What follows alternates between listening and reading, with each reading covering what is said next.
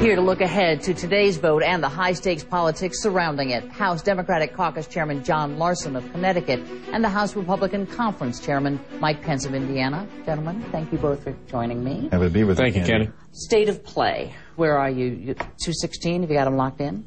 This is a historic day, and we are happy warriors. We are so proud of the Democratic Caucus that we will be a part of history, joining Franklin Delano Roosevelt's passage of Social Security, Lyndon Johnson's passage of Medicare, and now Barack Obama's passage of health care reform. So you've got the 216. We've got the votes, and the reason for that, Candy, I think it started earlier this week with Natoma Canfield becoming the poster child for, or lady, for health care reform. And that struck such a chord within our caucus. And Dennis Moore, standing up to give a speech in the caucus, was blackberried by a woman who works for him in Kansas.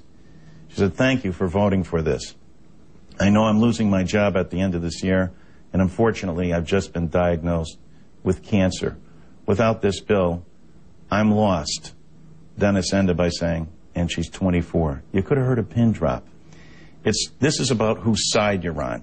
And clearly, this historic moment in the People's Chamber, we're on the side of the American people and those that have been denied access to health care, and those who have pre-existing conditions who have been denied, and those who have had their policies rescinded." Congressman Pence, I think that puts you on the side not of the people, if we take his calculation. What is left for Republicans to do? Congressman Larson says they have the 216. So it's all over but the shouting? You guys vote no and move on? Well, I don't know if they have the votes. House Republicans are going to use every means at our disposal. What is that? Well, stay tuned, Candy. It's going to be an interesting day. I mean, can you disrupt the vote? Or what's available? We're going to use every means at our disposal to oppose this government takeover of health care. Because, quite frankly, as thousands gathered at rallies all across this country and here in the nation's capital yesterday, the American people are sick and tired of runaway federal spending by both parties, of borrowing and bailouts and takeovers. And I believe this is going to be a historic weekend. It is. But I think it's going to be different in the way that John thinks it's going to be. I think this is going to be a historic weekend because I think this weekend is going to be the beginning of the end of business as usual in Washington, D.C. I think the American people see an administration and see a Congress that are in a headlong rush to confront the very real challenges that we have in health care with more government instead of more freedom. They know the Republicans have been offering solutions from the beginning. Let people purchase health insurance across state lines, pass malpractice reform, cover pre-existing conditions.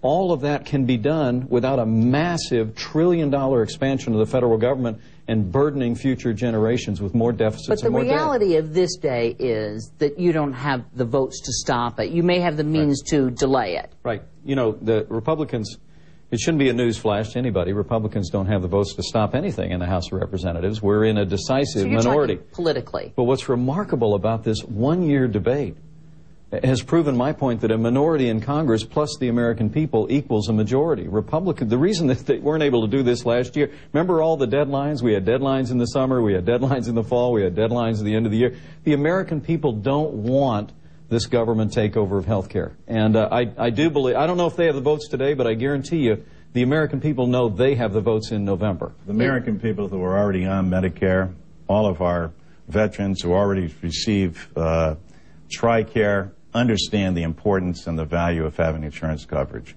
For 47 million Americans who have none, 31 million will now be able to have access to insurance, lowering costs for small businesses, lowering the national debt. First $138 billion and then $1.2 trillion. We can't afford not to do this. And then taking care of those people. I want to talk about the debt. Hang on one second, because I've got to take a quick break. We'll come back, because I do want to talk about the cost, because there are some figures out there floating. I'll do that. We will be back with Congressman Larson and Pence right after this.